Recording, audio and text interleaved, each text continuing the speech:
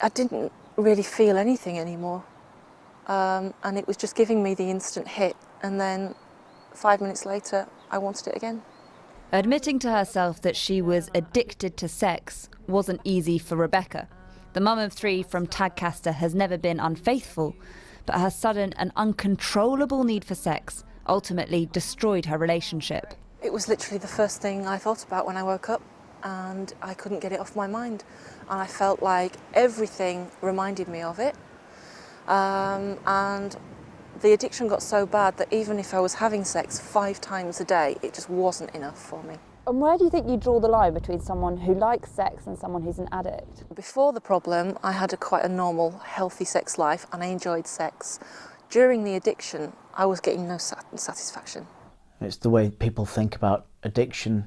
You just want something more and more, a bigger hit, something stronger. Graham, played here by an actor, is another of the growing number suffering from an addiction to sex, though his experience is very different to Rebecca's. He says he was happily married, but sleeping with hundreds of women in secret.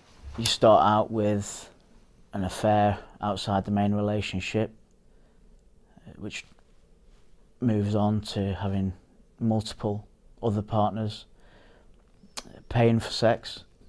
It's not some kind of exciting, sexy thing.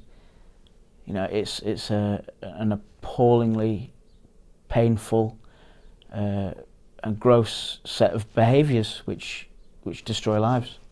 In many ways, sex has never been easier to find. The growth of porn has brought with it a growing number, in particular of young men, seeking help with sex addiction.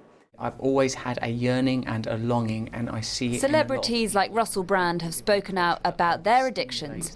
But is this just a celebrity fad, or is it something that we should be treating as a serious condition?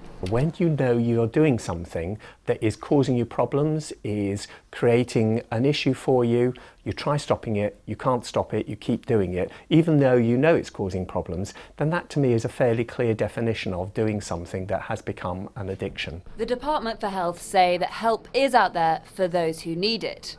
But many feel it's the NHS that should be funding that help. The NHS do provide support for people that have got alcohol problems or drug problems, and it seems to me it would be appropriate that they could also go to their GP and get support and have it paid for, because it has a crippling effect. Until it happened to me, I was very sceptical myself. I've read stories in the media for around 20 years now, similar stories, and I didn't believe that it was a real thing, but I know now that it is. For Rebecca, coming to terms with her addiction has made her realise that she isn't alone. She hopes that by sharing her story, she'll help others understand the line between lust and addiction. Ali Fortescue, BBC Look North.